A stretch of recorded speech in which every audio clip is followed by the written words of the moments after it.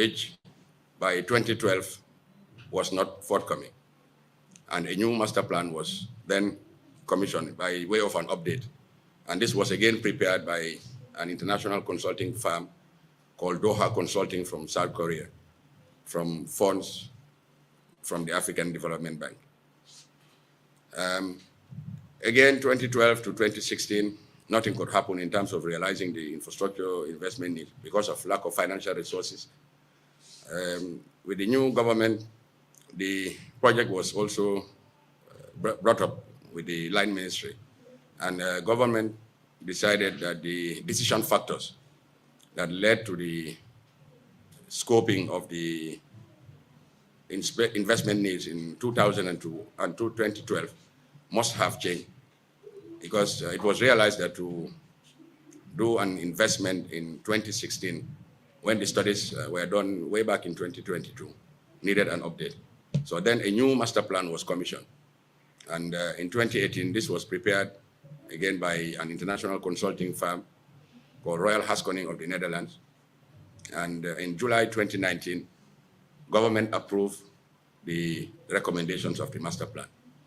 Now, this master plan that was prepared in 2019 looked at the immediate capacity improvement needs of the Port of Banjul and came with essentially three basic recommendations.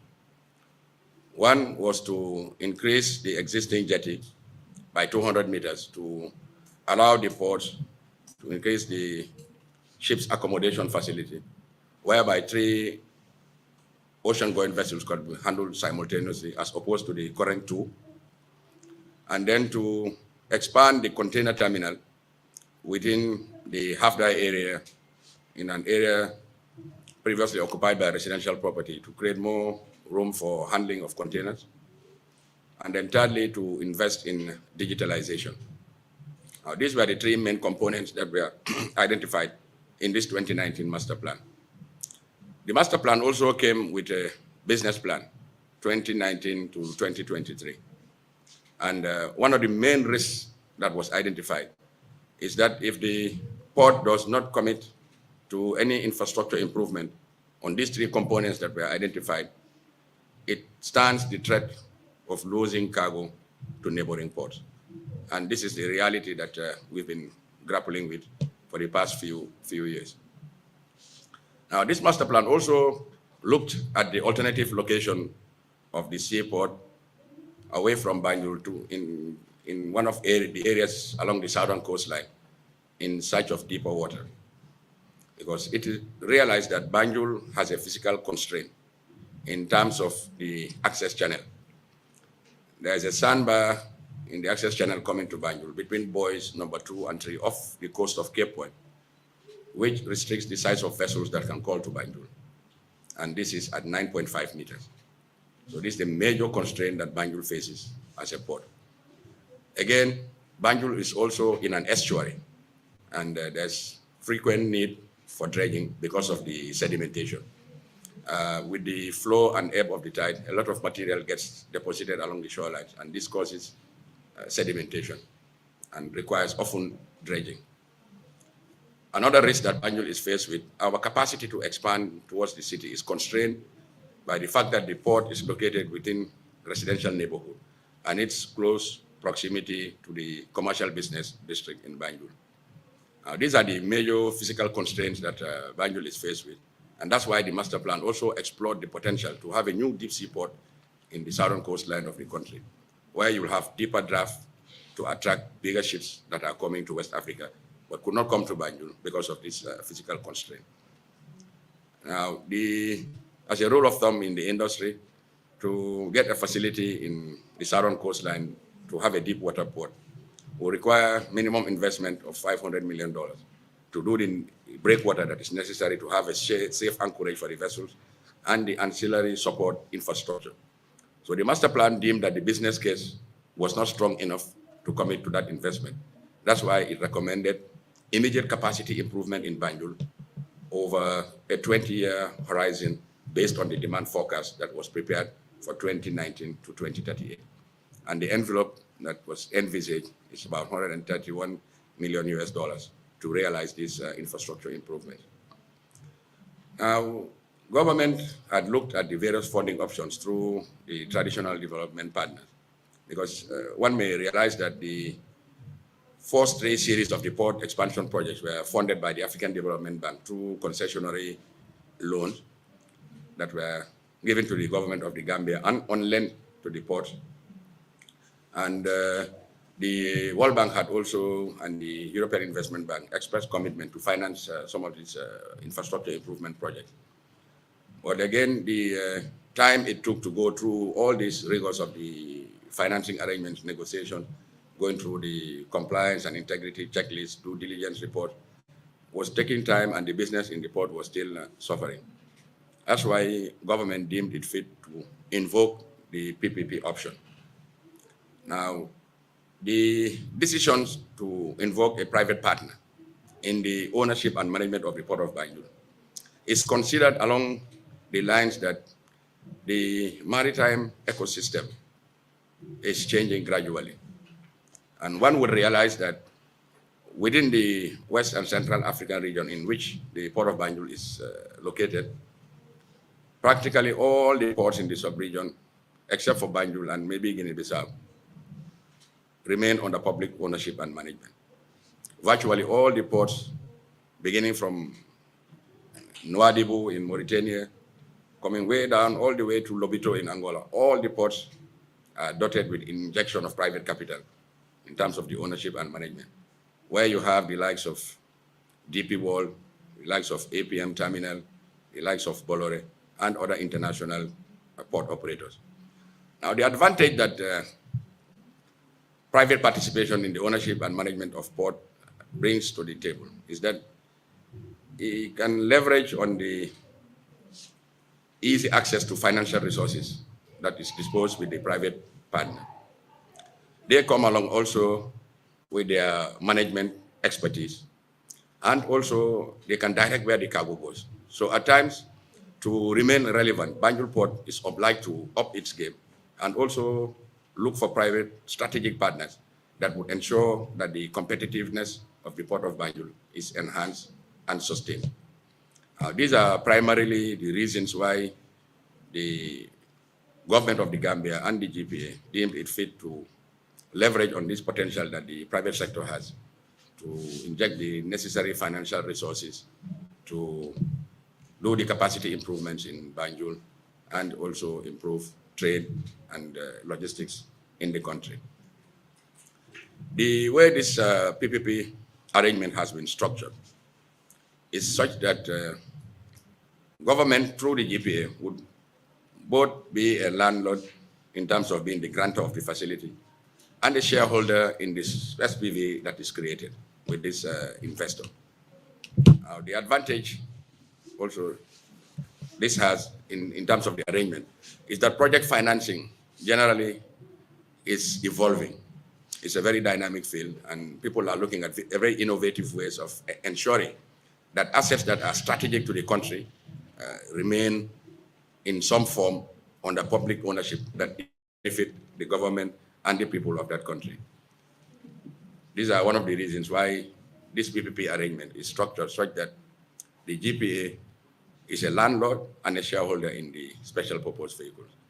And the highlights of some of the key advantages and also risks involved in venturing into this private partnership will be elaborated in a presentation that I would maybe humbly crave your indulgence to be patient with us. We run you through the presentation that we have for you today, so that at the end of the day, as I said earlier, being an important arm of government as the fourth estate, your role in disseminating the information that is relevant and required for the population will be very important to the success of this important foreign direct investment, which is by far the biggest ever in the history of this country.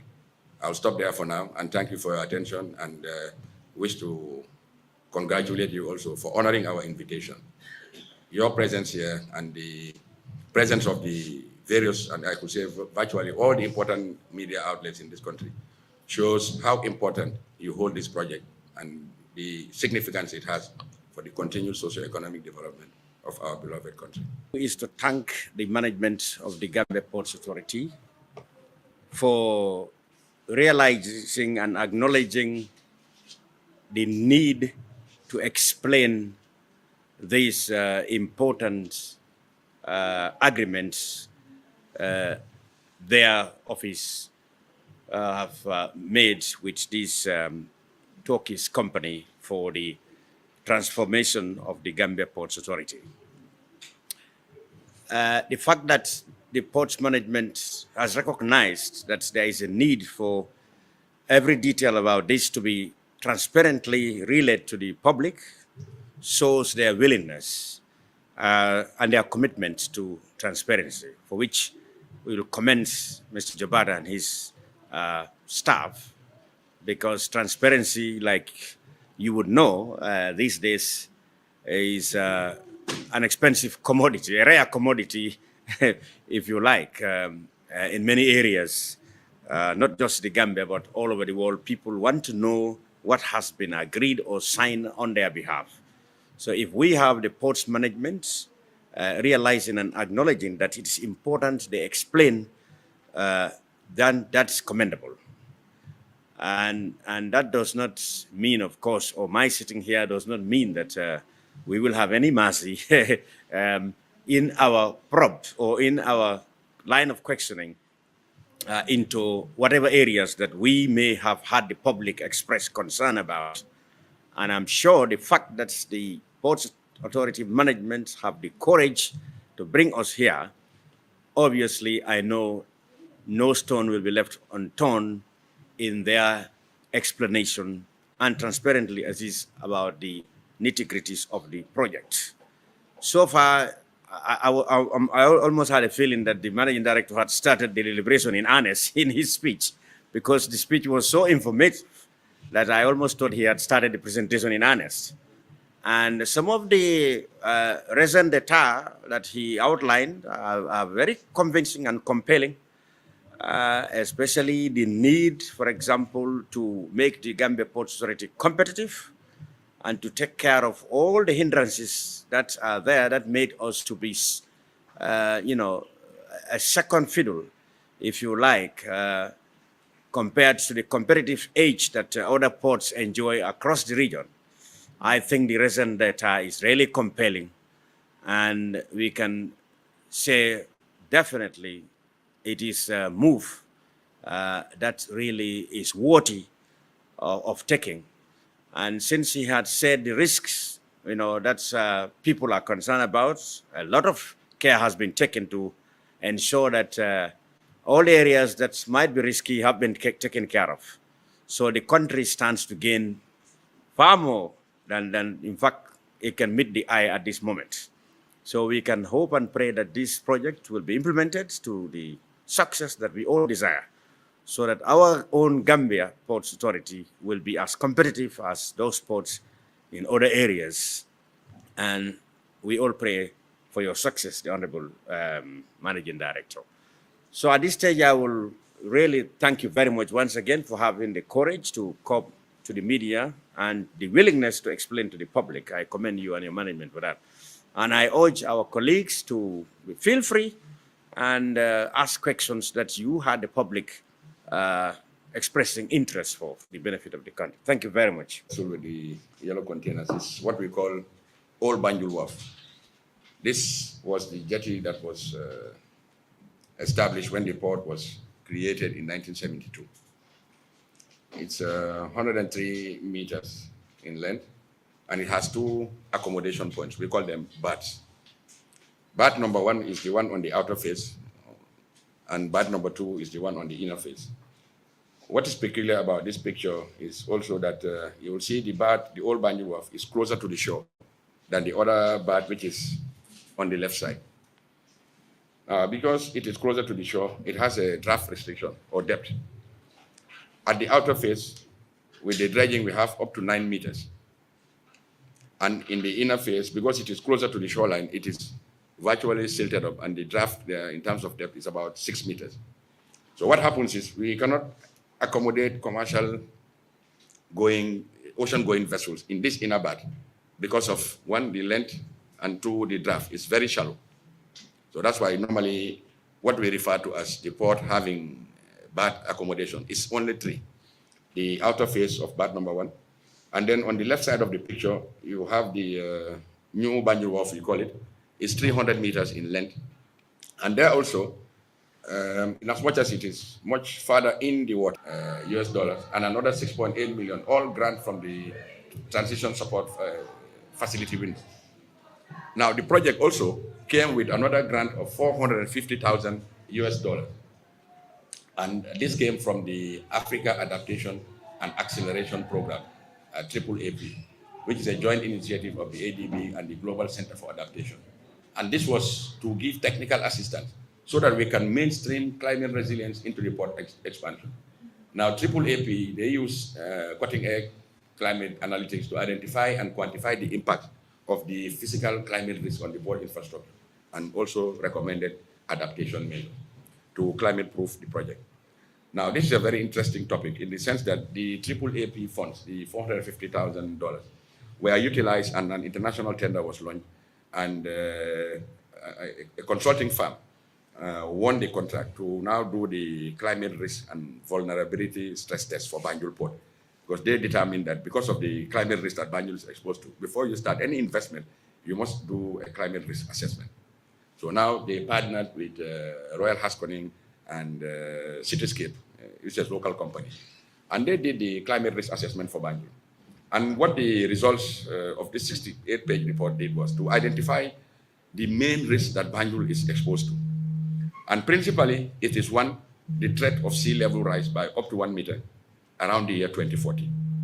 And then there's increased sedimentation, as I explained, because the port is in an estuary. There's usually sand gets deposited along the shoreline, and it reduces the depth in the water. And then the third was the increased precipitation, because nowadays the climate in the world is changing, so there's hotter regions are becoming even hotter. So now the study also identified this risk, but also recommended mitigation measures. For the physical infrastructure, it recommended that there should be 15% cost overrun to ensure that the infrastructure is climate resilient. So what that means is for any project estimate, you have to add 15% on top of it so that the structures will be resilient to the risks of the climate as a mitigating measure. Because of our innovativeness in this approach, warranted Banjul Port to be identified by Climate Champions of Africa. And in fact, last month we were invited to do a presentation as a pilot project to show how Banjul Port is one of the few ports in the whole of Africa to have adopted a climate resilience approach in our project implementation. And this was as a result of this preparatory activity that we did from this facility that we received from the African Development Bank. Okay, the ADB grant components also had 5 components. That $20 million was supposed to be spent, or is supposed to be spent on these 5 components. One is the climate resilient completion and widening of the 3-kilometer bond road access to the port of Banjul. Because going to the port of Banjul, there's an artery that branches off from the main highway into Banjul, and that is the bond road, we call it, that leads directly to the port. So they believe that it is something that needs to be upgraded and widened. The widening is to do 1.5 meter on either side of the road to create a hard shoulder so that the road will be more accessible, because it's very narrow. Now, the project is looking at that so that it can facilitate movement in and out of the port. Then the second item was the procurement of a new ferry for the Banjul Bara crossing point because of the limited capacity in terms of the fleet availability along this route. So the project, $13.2 million of that $20 million amount is targeted for the new green ferry.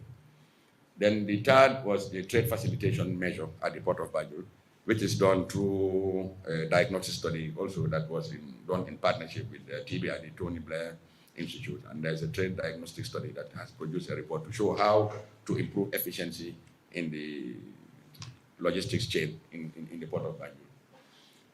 Fourth is the acquisition of a consultant to prepare an integrated climate smart transport master plan. This is for the Ministry of Transport to see how we can come up with an integrated transport master plan that will look at all modes of transport in the country. And then fifth was to provide technical assistance to the Ministry of Transport for capacity development. So these are the 5 components that those grant funds from ADB are targeted, and some of them are currently being implemented, been in various stages. For example, the widening of the Bond Road, there was a study that was done by NRA, and the bidding was done, and I think they now need to just update the BOQ that was prepared then, so that we can go to the market and solicit for the contractor to do the road widening. The ferry is in progress because the African Development Bank has released 20% advance payment, so the contract is effective, and we expect delivery by the end of 2025, because it's supposed to be 16 months from date of effectiveness. And the trade facilitation measure, I've already dwelt on, that we are also doing in collaboration with partners in government and the TBI, which is the Tony Blair Institute, and the acquisition of the consultant for the preparation of the integrated master plan. That has been handled by the ministry. I think I can authoritatively state that tenders have been launched through the media, and consultancy firms are expressing interest with a view to appointing a consultant to prepare this master plan. And technical assistance to the ministry is also ongoing. In terms of impact, the port, if it is upgraded, it will reduce ship turnaround time. So ADB thought that doing the preparatory activities will also add value to the main infrastructure that you are going to do to expand the capacity in the port. It will enable reduction in ship freight cost charges and demurrage payment, and the works will boost the facility's capacity to meet the growing traffic and improve efficiency in operations and management as it digitalizes its procedures. The introduction of the green and low carbon emission ferries will make the port infrastructure more climate friendly and climate resilient. And the project is also expected to empower women's group through gender sensitive procurement and provide jobs, especially for the youth. Now, just a rundown of the activities that had happened with the green ferry since we received the approval of the bank, because the bank funding is such that in terms of procurement, at every stage, you have to solicit the no objection from the African Development Bank before you can proceed in the procurement steps. So that has led to them granting approval in March this year, and then the contract was signed with Damen Shipyard of the Netherlands on 16th of April, and delivery is expected by end of December 2025, as I said, which is minimum 16 months from date of effectiveness, when 20% advance from IDB was received by Damen in July this year. And the Ministry of Transport had also informed GPA management of government decision to finance a second ferry for the Banjul Barra crossing points. So the GPA in this project, there's going to be 2 ferries. One is being financed by the African Development Bank, and the second is being procured by GPA from its own resources. Now, with us, we're doing the financing arrangements with a local bank, and we expect that by the turn of the year, the contract would have been effective, and also the delivery would be 16 months from date of effectiveness, meaning when the advance payment is received by the shipbuilder. Now, to the Port of Banjul concession. As I mentioned in my opening remarks, that there were delays in arriving at financial close from the numerous funding options that government was pursuing through corporate loan or concessionary funding from the African Development Bank, the European Investment Bank. So the GPA Board of Directors decided in a meeting on the 17th of November 2021 to grant approval for the PPP option to be explored, on the notion that it is expected that it would achieve quicker results to realize our project needs. This is also against the background that private sector has proven to be quicker in the implementation of port capacity improvement, and government could leverage on this potential to commit the private partner to an investment schedule, but based on set timelines. Further to that, GPA was informed by the ministry about government decision to proceed with the PPP option for the Port of Banjul. That was in February 2022. Now, just a background about private sector participation in the ownership and management of ports. This is quite prevalent in West Africa. As you can see, the examples we quote here, Ghana had this arrangement since 2002, where the Ghana Ports and Harbors Authority owns 30% of the concession, and a consortium of APMT, which is AP Mola Terminals, which is a big global shipping operator, and Bolloré own 70% of the equity. In Sierra Leone, Previously, Borore had 100% of the concession, but recently the government of Sierra Leone decided to renegotiate the concession contract and arrive at a agreement with the concession partner, Bolore, where government will now take 20% equity. But then the concession partner, because they had 100% concession for 25 years, they also renegotiated with the government to increase the duration of the concession agreement to 35 years. Because they said now, since you want to take shares in the business, then we will extend the period to 35 years. So that was what was peculiar in the Sierra Leone model. And now recently, you see what is happening with our neighboring port. They have the arrangement where DP World has 60% of the equity and the Port Autonome de Dakar has 40% in this new port and Diane. What is also peculiar about this 60-40 arrangement is that government has 40% stake in the infrastructure in this new port and Diane. And the arrangements with the investor, DP World, is such that the investor would commit to do the basic infrastructure works that is required in the whole of the area. And the portion that government owns will be constructed, but then the government would not be required to make any financial contribution to develop its own part. The investor will do that, and then they will deduct it from future payments that are due to the government from the investor in terms of royalty payments and dividend. So they are getting their area developed by the concessionaire partner without having to put in any financial resources. And this concession also, this port and Diane is just an extension of an existing concession. Because in 2008, the DP World, which is Dubai Port World, had this concession agreement with Port of Dakar that had some expansion triggers. The expansion triggers were based on volume.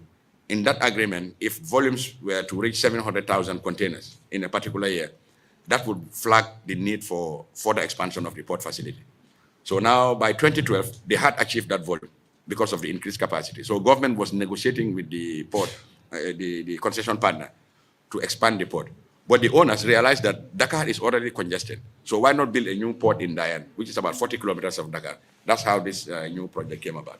But it's an extension of an existing contract, and it's also for another 30 years. If you look at the landscape, as I said earlier, we are the only port under public ownership and management in the whole of West Africa, except maybe for Guinea-Bissau. But Bissau is peculiar in the sense that they have physical constraint. Most of these ocean-going vessels cannot call at their port because of the draft restriction. So Port of Banjul, at some point, to remain relevant, we have to up our game and be amongst these big players. Because, as I said earlier, the capacity to access financial resources that are required for this huge investment repose more with the private sector than government. And what it does also, they bring along management expertise. Because the likes of DP World, the Bolores, the APMT, they have cutting-edge technology when it comes to managing port facilities because they are the big players. And the trade networks also in international trade, they control the ships and they direct where cargo goes. They can have cargo for Banjul, but because they have a faster service elsewhere, they can direct that same cargo to go to that port and then go by land and to your country. Because for them, the turnover is what matters in business. Because the faster the turnover, the more revenue they have.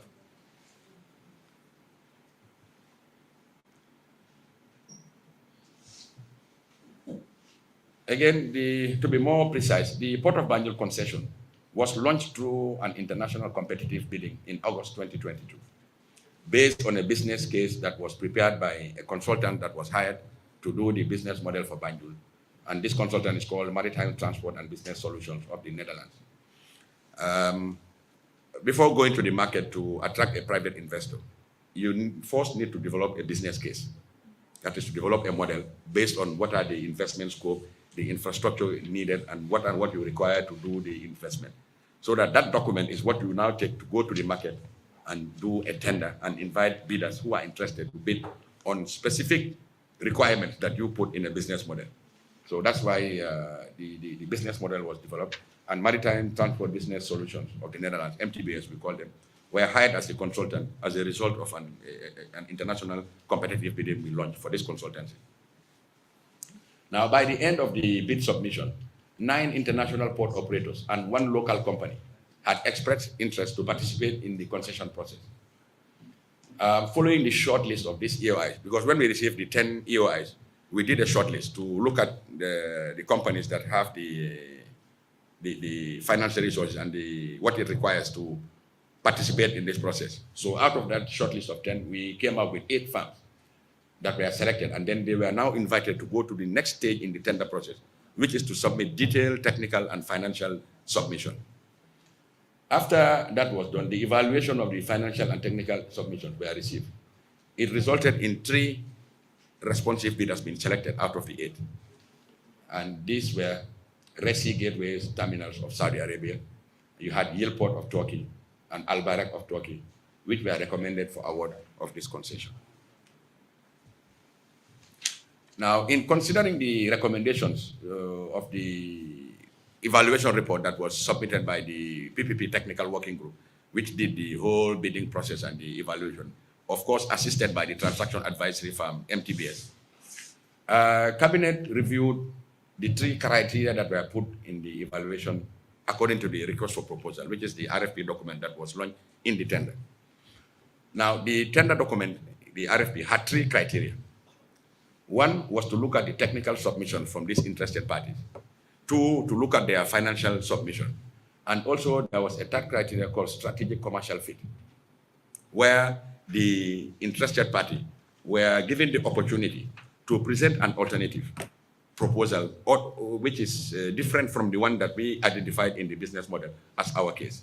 So in tender, usually it is normal to have bidders to comply to your requirement and also given the opportunity to also suggest alternatives that would add value to what you're looking for.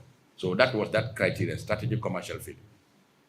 And it was in reviewing that cabinet realized that one of the bidders, they had mentioned a strategic commercial fit, and this was Al Barak. And what they mentioned in their strategic commercial fit as an alternative is say, look, government, you are having a lot of physical challenges in Banjul based on these studies that have identified the risks Banjul is prone to. Why not look for an alternative deep sea port? Because vessels calling to Banjul are restricted in size, in the depth, to 9.5 meters. Whereas, if you look at the maritime landscape, vessels coming to West Africa from Europe and the Far East, they do what they call port to port. And they arrange these ports in a cluster. So you have a cluster that spans between Nwadibu up to around Sierra Leone. Now, those clusters are serviced by ships they call West Africa Max vessel nowadays, and they do port to port call. Those vessels are 12 meters draft. But they cannot call Banjul because Banjul, more than 9.5 meters, you cannot call Banjul because of that problem in the channel. There's a big sandbar off the coast of Cape Point, which restrict the water depth to 9.5 meters. Now, again, what that also goes to mean is that the analogy I always like to give people is you have 2 road vehicles going to Basse, for example, a bus and a 7-seater. The bus will charge cheaper in terms of passenger fares than a 7-seater because they carry more passengers. So that's the same analogy with shipping. The vessels that come to West Africa and cannot call Banjul are bigger. They carry huge volume. So in terms of freight rate, they charge a cheaper rate per unit because Banjul is serviced by dedicated feeder service, we call them. All these big shipping lines, they have a special vessel that comes to Banjul because of that draft restriction. So what that does is we do not benefit from the economies of scale. Rather, we get disadvantaged by this economy because special vessels are coming to Banjul. That's why usually we hear this outcry that freight to Banjul is more expensive than Dakar. For one container is at times even up to more than $1,000 US, difference in freight. So that's what Al Barak proposed, that they want to engage government to consider doing minimal investment in Banjul, but consider to do a new deep sea port.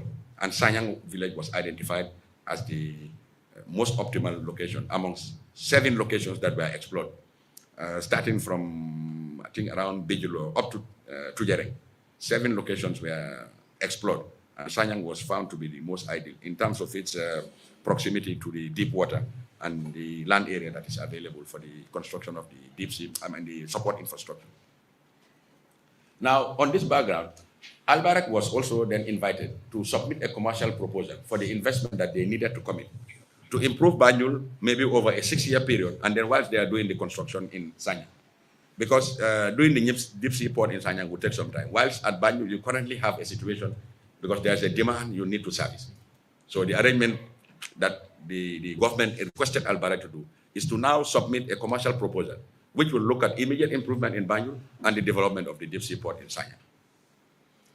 Now, because it was an international tender, this same opportunity was extended to these two other bidders because they were also shortlisted as preferred bidders, just to give them the opportunity to also submit on the same terms that Alberta is now requested to do.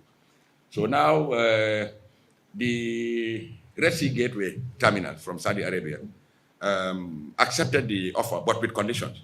Their condition was that the Sanyang model is not bankable because you don't have the volume that would justify the type of investment that is required to do the deep sea port in Sanyang.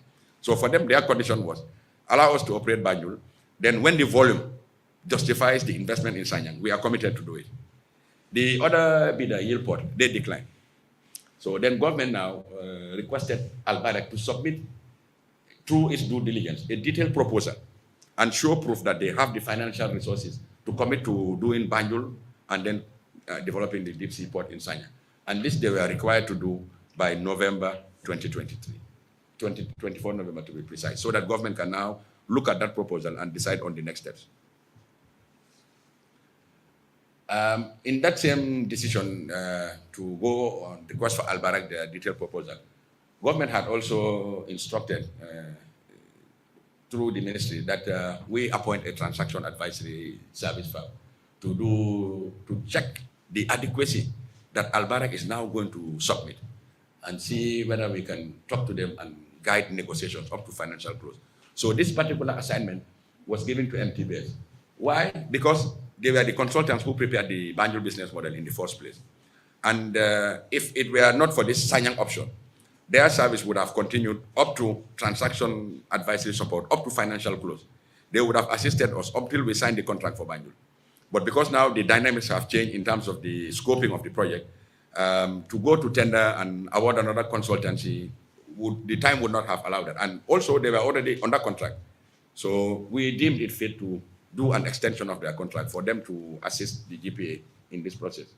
So they were appointed also in December for the services that I already elaborated. Now, by 21st December, this consultant, MTBS, they had submitted an initial assessment of the submission that Alberta made in November. And they recommended that before we go into contract with them, let us have what we call a pre-contract negotiation, and they call it heads of terms, that it is advisable to call this investor and you agree on some basic parameters before you go into the concession proper. So that's how this heads of term negotiation started, of course, with the involvement of the relevant stakeholders in government through the PPP Technical Committee, where you had the Ministry of Finance, the Ministry of Transport, Ministry of Justice, Ministry of Trade, GIPA, GPPA, and all the relevant government stakeholders, Ministry of Lands, were all in this technical committee and assisted by this consultant, MTBS, to have this face-to-face heads of terms negotiation with the contractor. And when the negotiations ensued, that led to the signing of the concession agreement in July 11, to be precise, in 2024.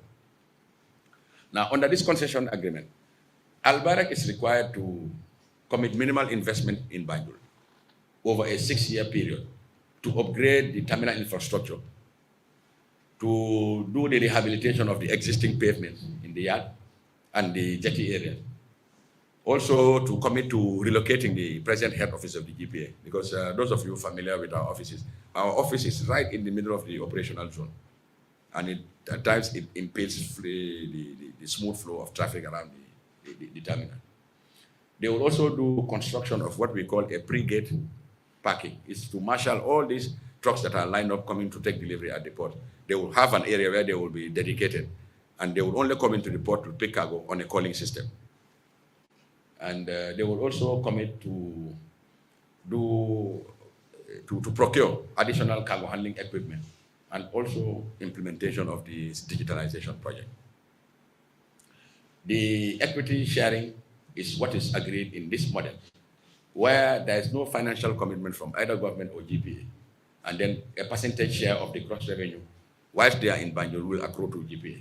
So what that means is the investor will commit to do the financial investment that is required to do all these components in Banjul, so that Banjul efficiency can be improved within 6 years whilst they are constructing the Sanya. So, but in that arrangement, even though government is not making any financial contribution, and our landed assets, they are not used by the investor as collateral to raise the financing needs for the project, but we will still get 4% of the gross revenue in Banjul whilst they are operating. That is what we negotiate with them. And then, apart from the gross revenue, what we deem to be the net profit income, the investor will not carry it away for their own commercial use. It will be put in an escrow account, like reserve fund, so that when the investment in Sanyang becomes due, government can tap on those profits to invest in Sanyang, just to test the commitment of the investor, that you want to build a new port in Sanyang, but you are operating Banjul. Now, while you're operating Banjul, do all this investment to upgrade the facility and improve efficiency, attract more cargo. You pay us percentage of the gross revenue, and then the profit you put in an account that will be reserved, so that when the construction in Sanyang starts, we take from that money to start the construction. And then all the financing risk will be borne by the investor. Government is not going to take any loan. There will be no contribution from GPA or government in terms of financing this project. They will do it entirely on their own. And then the concession in Sanyang will be for a 30-year period. After the 30 years, the asset will now be handed back to government. But in Banjul, after the 6 years, when they move to Sanyang, Banjul will remain with government. They only move to Sanyang, whilst Banjul will refer to government. So it's like an interim arrangement. And as I said earlier, 4% of the gross revenue will accrue to GP and the government, both in Banjul and in Sanyang. That's as a landlord. And then as a shareholder, we get 20% of the dividend. So that's the way this transaction was structured with Alberta. In terms of highlights, what we see for the Port of Banjul is, as I said earlier, government will hold 20% equity in this new special purpose vehicle. Because what happens is we're going to, it is already established, a company is established in which the investor holds 80% and the GPA holds 20%. And this is the company that is called Alport Banjul. Now, the investor will commit $19 million to do the investment that is needed in Banjul and run Banjul to improve the efficiency over the next 6 years. And the investment will include the scope that I said earlier, including equipment and the new container terminal and the parking area. Also, the vehicle calling system to be established at Bond Road. And then another feature in this Banjul arrangement is that all our movable assets, those trailers, the reach stackers, those handling equipment, and all the gear that we use for operation, we'll put a value on them. So it was $3 million by the time we were doing the negotiation, because it was based on the book value. But now, before the contract becomes effective in January 2025, we will do a valuation of the market value of all our assets that are movable, and the investor will pay for that, because they are coming to find a port that is already running. So they have to pay government through GPA for all the assets that they find on the ground, based on the market value. So that is also what we also negotiated with Alberta. So they will pay us for the assets and then continue using them. The GPA will receive the 4% gross revenue, as I mentioned earlier, and then the net profits will be put in an escrow account. So it's like, whilst they're operating in Banjul, the profits, after they pay us the 4% on the gross revenue, the profits that derive from the business will not be used by the investor. They will be put in an escrow account. Escrow means it is jointly managed. So both us and them are managing that account. And the intention of government is for those funds, profits from Banjul, will be used later when the Sanyang investment becomes due. As I said earlier, then another non-negotiable instrument we had in this negotiation with Alberta was that all the operative staff that are involved in the operation will be transferred to the company under the same terms and conditions of employment, to ensure that there's job security for our staff, meaning that the company is not coming in and sending people home. They are going to absorb all the staff that are involved in the operations. So that is one of the things that we call it a non-negotiable instrument in the contract agreement, and this was made known to them from the beginning, and they have consented to that. GPA as a landlord will get those benefits in terms of the gross revenue, but also as a shareholder, we have seats at the board and the management of the company. Why that is? Because the asset is strategic to the country. and there are certain decisions that need to be made, it has to have our express consent and our involvement. The lawyers are here, maybe they would like to dilate on that more. In the concession agreement, there are certain clauses we call reserve matters, that where decisions need to be made, in as much as they are the majority shareholder, they do not have that mandate to take those decisions without our express consent. And these decisions revolve around investment, around HR issues, around financial reporting, compliance with environment, security issues, and KPIs, even the productivity levels that they are supposed to meet whilst they're operating the port. These are instruments that we call reserve matters in the agreement, whereby because of their majority shareholding, they do not have the overriding power to take decisions on those issues without our express involvement. This is with a view to ensuring that the strategic nature of the asset and the public interest is preserved. For Sanyang, it's the same rundown of the highlights, where government is not making any financial contribution. The investor will bear all the financing risk. And one thing we also agreed with Al-Barak, because in preparing the business model, they were required to bring their own commercial proposal. So, but in the negotiation, we achieved this decision that the traffic forecast they were using to make the business model, we agreed that the forecast they used was quite conservative, because we know if the infrastructure improves, the potential for added volume should be factored in the business model to make the NPV more positive. So that's how we agreed with them to use our own traffic forecast rather than their own traffic forecast. And that helped the business model. The draft in the access channel in Sanyang will be 12 meters, as I said earlier. What this means is bigger ships that could not come to Banjul before will now access the port of Banjul through Sanyang, increase our competitiveness, and enhance and improve infrastructure to the country. And this is one of the highlights of this Sanyang port agreement, that at the end of the day, they will build the infrastructure. We attract bigger ships, increase our competitiveness, improve efficiency, get revenue, and then at the end of the day, get handed back and improve infrastructure, because government will own the infrastructure at the end of the concession period, so that the generations to come will enjoy those benefits, because the infrastructure would have been there. And one thing that is also key to note in this concession is that they don't have exclusivity over the whole 30-year period. Why that is? Because government is anticipating that in the event like a new business opportunity arises in the future, and you are locked in a concession that for 30 years, you will not have that latitude to invite new investors to take advantage of that opportunity. An example could be maybe oil exploration, or a natural resource might appear somewhere around that area. But because they are the concession partner over the 30 years, if they maintain exclusivity over the whole period, it limits our capacity to talk to new investors to harness that opportunity. So that's why the investment,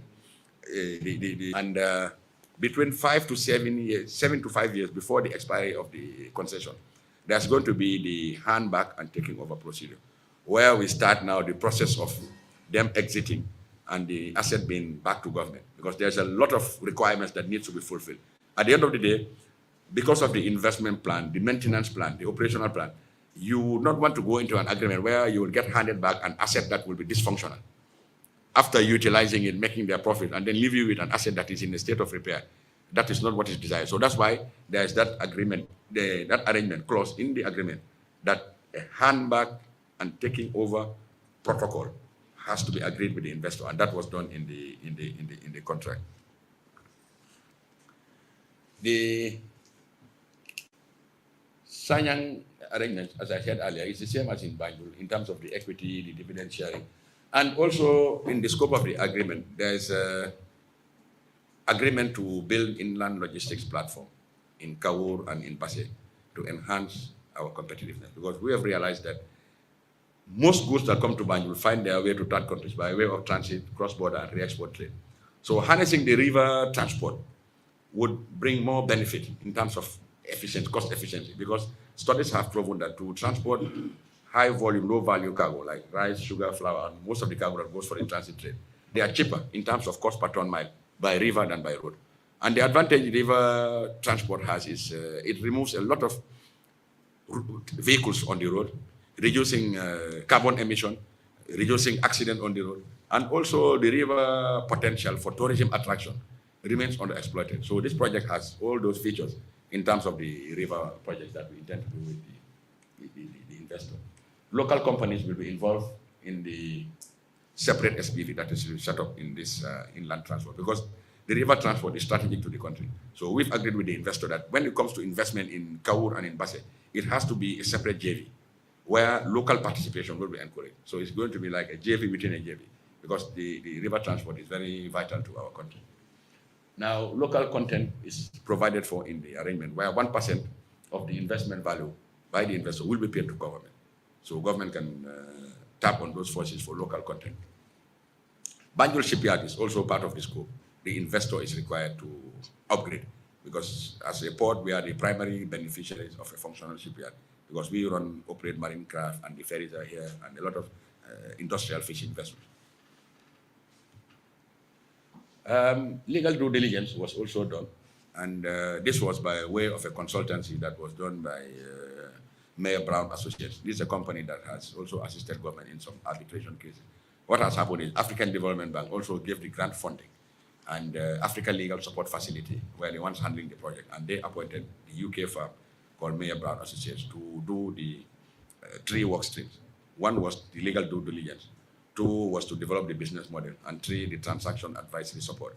So this was done in 2016, before we even started the PPP option.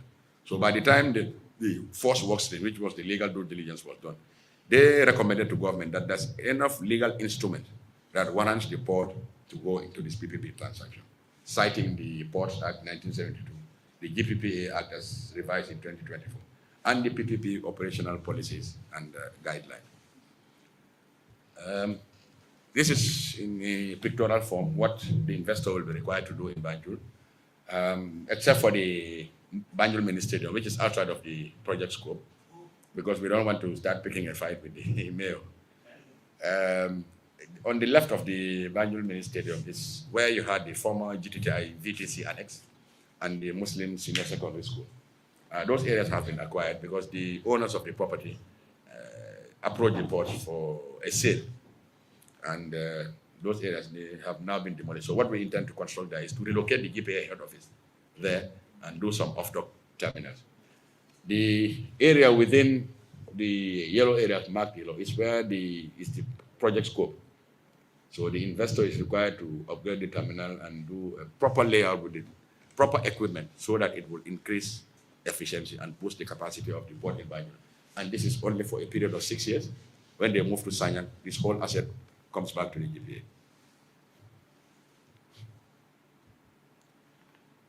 Part of the project where we mentioned the pre-gate parking area is those familiar with the road to Banjul. There's a Jar Oil station just where you had former radio seat. It is at the intersection of Bond Road and the Banjul Highway, where the truck drivers union have a marshalling point for this heavy goods vehicle. Bordering that area, we have been allocated 150 meter by 100 meter. And this is the area we intend to construct the truck marshalling area, so that we move all the trucks out of the port area to ease traffic flow. There are plans even to engage the city council to have trucks that are within the Banjul business district that come to collect wares, to take them to other places, to also queue at this place. And they come into those places only on calling system to reduce congestion around the central business district in Banjul. So that's the area in Google Map as it looks. Yeah, that's the 150 by 100. And the Basse, and we excuse us for the poor quality of the picture image, because we are trying to get the scope from the document, but it was difficult. But this is just a Google map to show the area in Kaur on the top, where the smaller portion in green is the existing area we have. And the Kaur jetty looks apparently in good structural integrity. And the area in green further to the right is occupied by former GGC.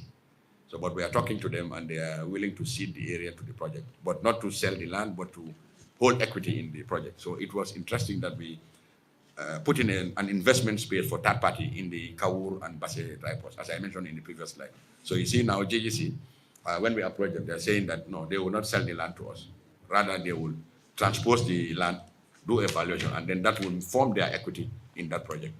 So that is for Kawur and Basse, which is the picture below. And the most project ready side is the one in the middle, which is the JGC side. The one on the right, I believe, is what we call Basse, is it Dalaba? Yeah, Basse Dalaba. But it's owned by some private occupant, and we're in negotiations with them for its acquisition for future development. And this is on the north bank of Basse, because the south bank is prone to flooding, especially during the summer, the rainy season. So, but this is apparently on a higher ground. And the ground there, because there's an old underutilized warehouse, the pavement is quite amenable to withstanding the load bearing of equipment that will be used in this facility. And then also its proximity with the bridge allows for easy connectivity. So these are the components that we include for the development, with all the other advantages that river revitalization has for this country. Yeah, that looks like Basse. This is our engagement with our consultants when we went on a scoping mission. In Sanyang, what is happening is there are two areas that we are looking at on the beach, and it's where you have this fish meal factory. So this is one of the areas that we did through our scoping mission, and it's just a Google map. And this is another layout of what we envisage to have in Sanyang.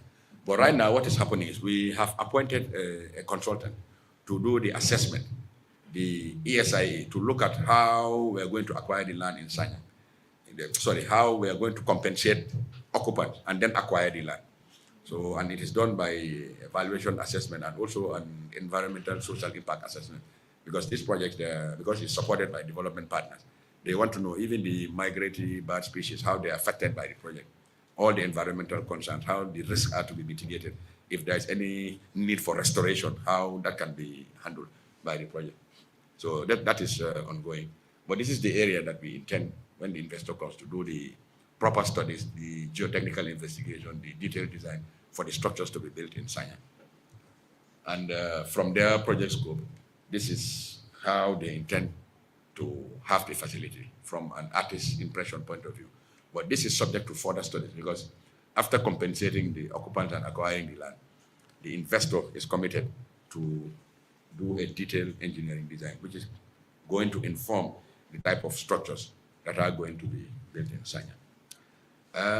That's what we have for presentation. But oftentimes, you see a public outcry, why seed your asset and take minimal shares? But because the investor is bearing all the financing risk, we are not doing any financial contribution.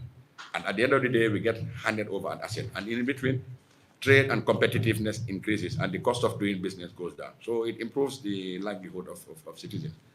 And another risk that is also been out in the public space is, what if they fail to perform? And in this concession agreement, the investor is required to fulfill certain requirements. That's why when the contract was signed in July, it does not become effective until January 2025. This 6 months period is what we call conditions precedent period, in which the investor is required to fulfill certain requirements and obligations to warrant government to allow them to go to the next step. Even on the 11th of July, a day prior to signing the agreement, there was a bond that the investor needed to carry. It's called a performance bond. And these are bonds that are encashable, in banks. So that's how government can mitigate some of the risks that are associated with non-investment or non-performance by the investor. And these bonds, there are series of bonds, from investment bonds to financial reporting, to payments, to KPIs.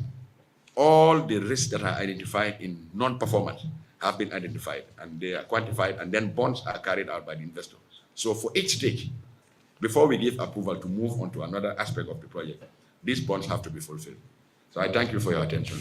Bring about the acquisition of new ferries, also on these projects. Because other benefits that actually somebody looking on the surface may not immediately notice, but going through your presentation, you want to tend to realize that we've got very good benefits in the contract. That's commendable. I want to ask, I came across what I'm trying to, well, I would formally call it a petition, because it was not a petition. But a group going under the banner or a brand called Half Die Must Not Die. What they are detecting is that they really, acquisition of properties or whatever nature, whether they have been bought from the owners or they have been forced to sell them or whatever way the residents are acquired, they believe that's good. Thank you, Mr. Chan, for that pertinent question. What I can say authoritatively is that the decision to expropriate that parcel of land which is close to the port was a decision made by government in 1993 when they looked at the situation of the port and our only natural expansion was towards the city. So this is the contiguous zone, which is a block of properties. At the time, they were identified to be about 58 plots between Hagan Street going towards the old Marine Department, we call it Dockyard, along Brown Street, along Wellington Street and Cotton Street, that block of compound.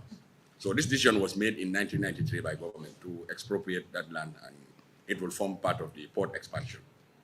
As I said earlier, the first phase was acquired in 1994-95 when the former school of the late Dr. Ndao was acquired and some two other plots, just to build a link road between the jetty areas and the former PWD terminal.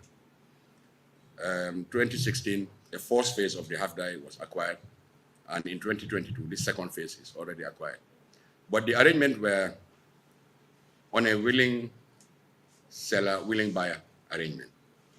The property owners, because of the peculiar nature of Banjul in terms of land ownership, people in Banjul, they own the land in perpetuity, meaning it's not on the lease from government. It's what we call freehold.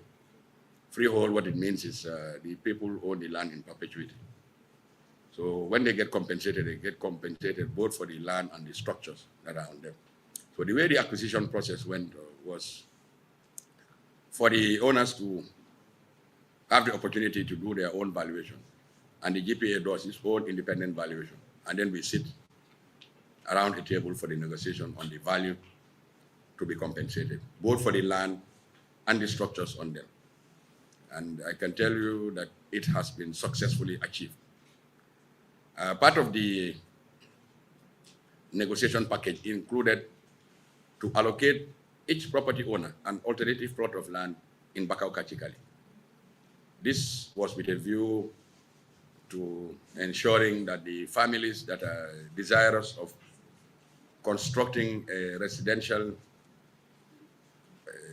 facility to ensure that the family heritage is maintained, they would have been given that opportunity. So that was the whole idea of allocating an alternative plot of land in Kachikali.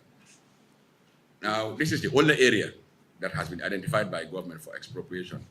So the further development of the port towards the city, it is not envisioned, especially with this new arrangement. So that's where the acquisition would stop. Other properties that the GPA has acquired in half-die were willingly led to the authority by the owners.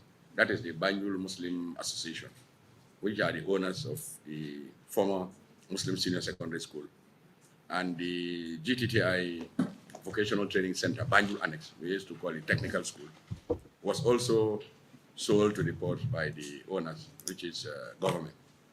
Because what has happened with those two facilities is that the enrollment figures had gone down and the facilities were virtually underutilized, particularly for Muslim Senior Secondary School, where they had enrollment figures of about more than 2,500 at some point, to an extent that they had less than 300-400 students attending the school.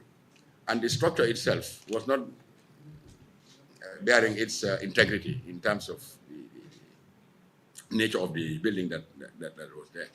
So they were actually compensated through a negotiation. There are other schools also that are in the pipeline for acquisition, but the view is with a view to transforming them. So we are aware about the engagement, but I myself happen to have been born in half-die, so I'm also part of the people that are known to be having some sort of information about what is going on. So these are people that are quite known and familiar to us, and some of the concerns that they have, anytime they engage the authority, we try to provide the explanation. So the acquisition of or relocation of half-die residents is limited to only that zone. This is the contiguous zone within half-die. What I can say also in addition is that when we were doing the validation of this new port master plan in January 2019, it coincided with the African Development Bank fielding a mission in country to witness the commissioning of the new Senegambia Bridge. Because they were the traditional partners who financed the 3 series of the port expansion project, they participated in that validation workshop at the Atlantic Hotel. Now, during that workshop, the 2019 master plan was presented, and some of the ADB officials expressed keen interest in developing what came to be known as the integrated port city development. Their idea was that whilst the port is expanding, it should not affect the city in a negative way. Because you realize that most of the environmental concerns and the issues we have with the city council, particularly with waste management, noise pollution, and traffic congestion, is as a result of the activity around the ferries and the port of Banjul. So there and then we developed a pilot project concept note, and this was signed jointly by the managing director of the port, myself, the mayor of Banjul City Council, Rohim Maliklo, the chairman of KMC, Mr. Talib Bensouda, and the then chairman of West Coast Region, Mr. Song. So we signed a joint request, and when it was sent to African Development Bank, within 3 months, they released a grant funding of 3 million euros to government to develop this integrated port city master plan.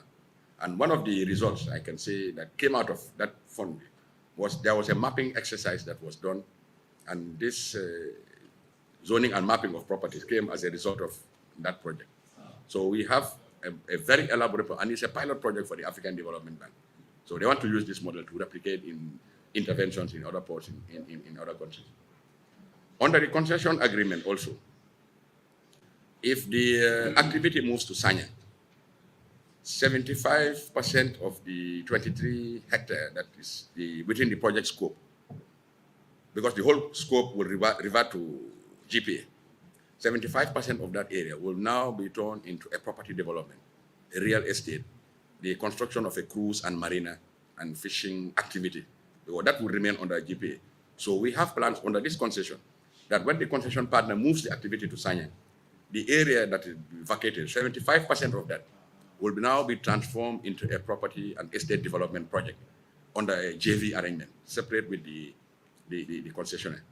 So what that envisages is to now have Banjul be a place for resident and recreation. Half-die would be restored in a way, but with a new facility, and it will be upgraded in a sense. But that estate redevelopment is mentioned in the concession agreement, but it is subject to a separate business proposal that will be structured along the lines of a JV. Because government is mindful that the property would remain with government, and then the future use and the alternative use, that has to be the discretion of government and not the investor.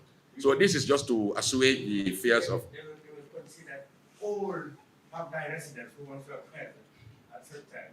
Well, yes, if the property development comes, it depends on what government negotiates, but it would be natural justice to have the previous property owners also involved in deriving whatever economic benefit that this new estate development project is to be realized.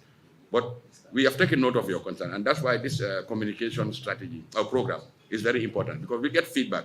And this is just the beginning of a series of engagements that we intend to have with the general public. Because this project is of a national character. And all views are important. All concerns will be taken on board. And this communication outreach program that we are doing is well documented. It just happens to coincide that the media is coming today. And tomorrow we're going to Sanyang village. And that will be the last of the 4th series of engagement. We will fan back. The question I have is about Sanya. Yes, prepare our report and then have a feedback mechanism. Okay. The air is filled, with rumors or expectation of compensation. Government is going to compensation all of Sanya or the latter. The air is filled with that expectation. And people often don't know, they have no clarity about it. I want to take this to ask you, who are going to be compensated? Is it the Sanya village as a whole, or owners or capital who owns land in that area? Well, as I showed in the earlier slide, the artist's impression that we have so far about the facility that is to be constructed in Sanyang. There are two components in the land that government intends to acquire in Sanyang. The area that is earmarked for the construction of the port facility, and then the rest of the area from the beachfront to the highway. And I know with certainty that government has plans to construct 2 roads that are leading from the highway to the beachfront. So the port facility will be sandwiched in between these 2 roads for greater accessibility. The compensation and acquisition for the occupants within the scope that is envisaged for the construction of the port facility is one aspect. But then the other aspect is the rest of the area that government intends to acquire. So the thinking is that some of the restrictions that we are faced with in Banjul, there should be adequate provision of enough backup land for future development, because the business is anticipated to grow and you don't want to be caught up and straddle with the need to acquire more land. So government is now approaching the land compensation and acquisition in 2 phases or in 2 lots. The immediate, which is what is required for the port, and then the second phase, what will be reserved for future use. So now the way we are going about it is, first and foremost, we have appointed a consultant to do an assessment of the area, not only the occupants, but the whole environmental issues, the risks and mitigating strategies. Even if there need for restoration, this study will identify that, and funds will be provided to make sure that the livelihood and the habitat and the people in Sanyang village itself, they will be impacted positively by this project. On the side of the investor, what the concession agreement also envisages under the CSR policy, to have a lot of intervention that will benefit the community of Sanyang. And by and large, if ancillary support infrastructure is constructed to support the port business in terms of the special economic zones, the free economic zones, these are opportunities for local content provision for businesses to grow, socio-economic activity that surrounds the business, job opportunities. And the mere fact that it is located in Sanyang will be a center of attraction for a lot of economic activity. So these are the wider benefits. But we don't want to preclude what the community is going to come up with. But I am confident in making this statement that the project will impact the communities in a positive way. Are there any risks involved in this concession agreement? If yes, what are they? The primary risk is the physical constraint we have as a port in Banjul. If no investment is done immediately, we stand the threat of losing business to neighboring coasts, which is actually a reality. Because what the congestion does, it diverts cargo away from your port. In terms of the concession proper, some of the risks have already been identified in terms of non-performance. And the situation where the investor will commit and then not fulfill its commitment is one of the major risks that we have identified. And the way the mitigating strategies have been agreed in the concession agreement is to commit the investor to some bonds. Like a day before the concession agreement proper was signed, the concessionaire was obliged to submit a performance bond, and these are encashable through banks. Now, from the performance bond, there's bonds for Banjul and bonds for Sanyang, both for pre-construction, for operations, for financial reporting, for meeting certain KPIs, for investment and maintenance, and for handback of the facility. So those are the major risks involved in this concession agreement, where the concession partner would sign up to an agreement but then not deliver. So the way we mitigate that risk is to have them commit to bonds that you can encash. And because it is a competitive bid, we are alive to the opportunity that also exists with the other investors that are already in the process. So that's the way we hedge the risk. And if government were in a position to determine that the concession agreement were to be terminated for whatever reason, as provided for in there's a whole chapter on termination and compensation. So adequate compensation would be made to the defaulting party. So those are risks that are also in the concession agreement, and there are some strategies to mitigate them. But by and large, the major risk is on non-performance or non-delivery of the commitment of the concession partner. And that has been mitigated by these bonds that I've tried to explain that they are obliged to carry. And one of them was already fulfilled before we signed. And during this conditions precedent period, which is the 6 months before the contract becomes effective, other bonds will be invoked, dealing with the investment plan, the Sanyang pre-construction investigation, submission of detailed engineering drawing, procurement contracts. All of those are bonds that we carry in the concession agreement. And as a grantor of the facility, we have that obligation to monitor the contract because we're both a landlord and a shareholder in the business. So there are certain decisions also that the investor cannot take without our express consent. That is in the management of the facility.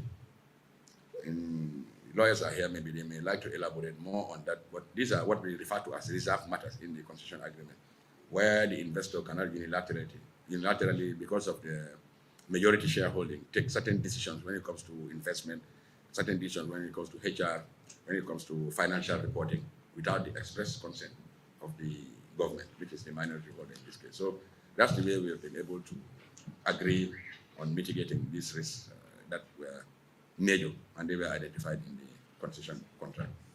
The turnaround time at the courts, given the current situation, and the additional freight charges incurred by businesses bringing goods into the country, and how that also affects the cost of living in the country. Thank you. Thank you, Mr. Choi, for that important question. The average turnaround time of ships currently is 14 days. It has increased this year compared to last year when we had some efficiency improvement measures implemented and there were gains that were realized. Prior to that, they were on average 21 days, but it came down to less than 14 and even up to less than 5 days. Late in 2023, we were having ships call and go straight to Bali because of some operational efficiency measures that we put in place.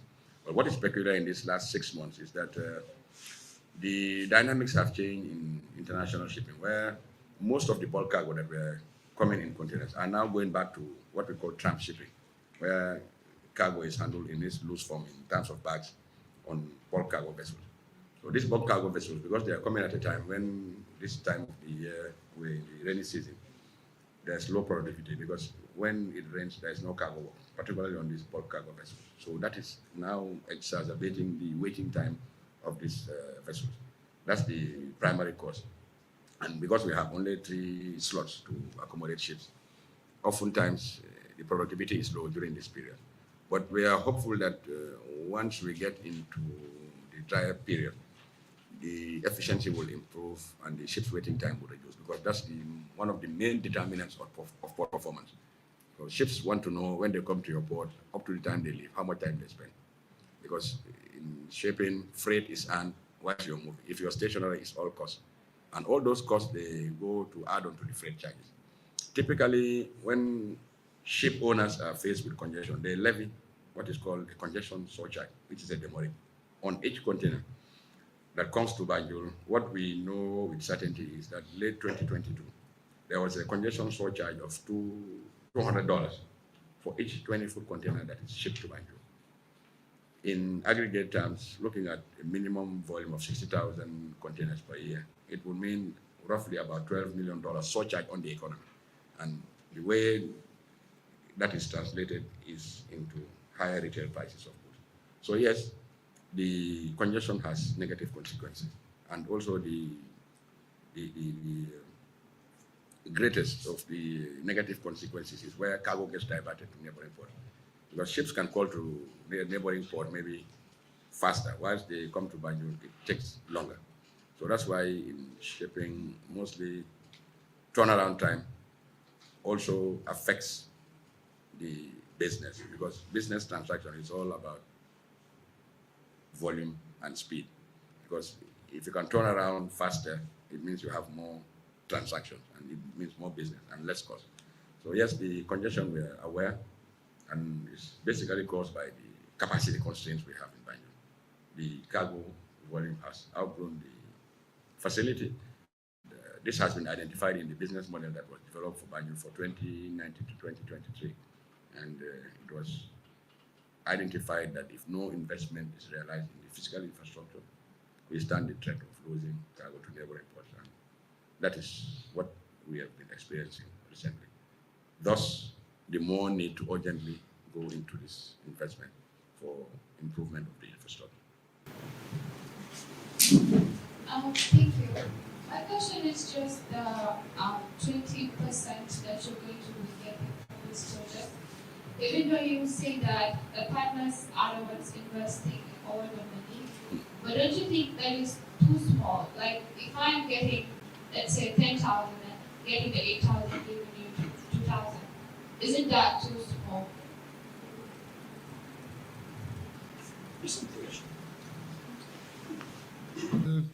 We don't consider it small or big, because the equity sharing is based on a financial model, depending on the level of investment of the parties, because it's a shareholding agreement. What we've managed to commit the concessionaire is that the business model that was developed in Banjul, it was written in the RFP that the value of the assets and the level of investment required, $131 million, to satisfy the 20-year demand forecast. It was in the model showing with the investor is to get 4% of the gross revenues that would accrue to the business without having to invest. Our physical assets, our land, fixed assets, are not used by the investor as collateral for to raise the capital that is required for the project financing. And there's a lot of other economic benefits to the country in terms of the increased competitiveness that will make the cost of doing business in Banjul cheaper.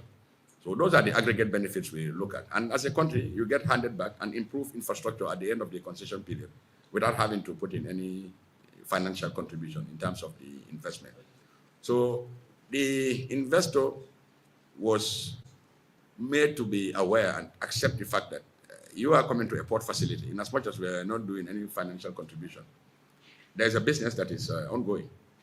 So in finance, project finance, now it's evolving. It's very innovative these days. People can calculate sweat equity. Like even the future cash flows can be discounted and a value placed on them. And these are the aggregates that we use to calculate the 20% equity. And to be realistic, there are people who are of financial background, they are more experts in this area. But we can tell you with certainty that it was not easy to even commit to this 20%, where you have a huge investment and there's going to be debt financing. Probably if it's a 30-year concession, according to the model, in the first 12 to 15 years, there will not be a positive net income. Then during the later years of the concession, you see the revenue streams growing. And then also your 4%, gross earnings will also increase. And then if the net income also increases, you get paid 20% of the dividend. So these are the economic benefits to show that the 20% equity that we hold as a government, it's a fair deal compared to the lack of financial contribution, and also the asset we get delivered at the end of the concession period. So those are the aggregate benefits. By and large, we believe, according to our own assessment, that the 20% equity that we get as a shareholder is a good deal for the GPA and indeed for the country. Thank you, Mr. Fadera, for that question. The sandbar in the channel to Banjul, specifically located between what we call buoys number 2 and 3, restrict the size of vessels that can go to 9.5 meters, as I said. So a survey was done just recently, last month. And from the results, it came out that we need to dredge about 4.6 million cubic meters at a rate of about 7 euros per cubic meter. You're talking about more than 20 million euros to achieve the depth of 11 meters at only a critical spot in the channel. So yes, the need is there. That's the main constraint in Banjul. But it's a matter of prioritizing the investment to what is required, because we have a lot of challenges. It's one thing to dredge the channel to 11 meters, but it's another thing also to have the support infrastructure that will be able to accommodate these big vessels when they come, because some of these 12-meter draft vessels are coming gearless, like without crane. So to service them efficiently, you need, or even to service them in the first place, you need what we call shore crane. These are ship-to-shore cranes, and those are not available in Banjul. So it's a matter of trying to prioritize our need. So what we... So meaning it's not the only sandbank that is stopping them from coming, but the facility is not there? No. Yes. But I'm saying that why the decision to relocate the port was taken, one of the major considerations was the physical restriction coming into Banjul with the lack of adequate space and the lack of the right equipment and the investment in the digitalization. So those were the constraints. But the channel itself, what is peculiar about the channel also is that it maintains its depth, because the channel was last surveyed according to information when you have the Admiralty chart, they call it 608 or 609. And this was done, I understand, last time it was done was during the colonial days, in 1948, thereabouts, according to information. But since then, the channel has maintained its depth, meaning that it doesn't change in terms of the configuration. So what we believe that if it is dragged to 11 meters, it will still maintain that 11 meters for a very long time. So our capacity to handle bigger, deeper draft vessels will also increase. But it has to be weighed against the combination of other challenges that we have on the side of the reception facility. So now what we have decided consciously as a management is to dredge the wharf areas. And that is a contract that is already being implemented with a local company to increase the depth alongside the wharves to allow deeper draft and create more accommodation to take care of the current congestion. But by and large, investing in maintenance dredging, apart from that is what we call capital dredging, to dredge it to 9 meters from 9.5. But you will need recurrent maintenance dredging to keep the water depths around the Banjul estuary to an acceptable level. And from our experience, every other year we spend nothing less than 2 million euros in dredging contracts to maintain those depths. So these are things that add up to justify the investment in a new deep sea port where some of these challenges can be addressed in a more sustainable manner. Right on the back of existing protocols and say we are very grateful for the level of interest you've shown. I can say virtually all the media houses in the country are here with us today. It shows how committed and how important you are as a partner called the fourth estate in the socio-economic development of this country by providing the right information that is required by the population to know. Because this is a very important project for the whole country. And excuse our missteps for not having engaged you first before anybody else. But like Sunkaru said, it's a process, and life itself is a learning curve. We learn from each other. And this is one lesson that I will definitely take away, that in future, any outreach program, start with the media, because it is very important. But just to reassure you, Mr. Fadera, that all of these engagements, they were also covered by media. So in a sense, the media are our partners, because when we started with our staff, it was televised and it was recorded. And all of the comments that we receive, we will now fan back and try to put them in a sort of a report, concretize everything. Take all the comments and then provide you a feedback, because this is an ongoing process. And the opportunity we have is that the contract is effective in January. So valid observations, comments, suggestions are still relevant to be on board to the concession agreement. And my people taunt me at times that they've started this engagement a lot of times meeting equally important people in this country and sectors and municipalities. But Madam Binta told me the last time, taunting me, that the first engagement I attended was with the dock workers, and this was done, I think, sometime last week. The second engagement I attended was with the National Assembly, and I'm here today with the media. So they told me that, well, you are selecting the ones that you appear in passing. So just to show that we understand the important role you play as partners. Because without you, we cannot do this project, because people need to know what is happening, and they can only know through the media. That's why we value this relationship, and be rest assured, we have to excuse some of our misgivings, and we err because we are human. But together, if we harness the potential that is in every one of us and strive for the positive energy, I can say that the expectations are that the project will be beneficial to the country as a whole, because it will open up the whole country, and the generations yet to come will look back in hindsight, and we will rejoice in memory for having participated in this transformative agenda. Once again, thank you.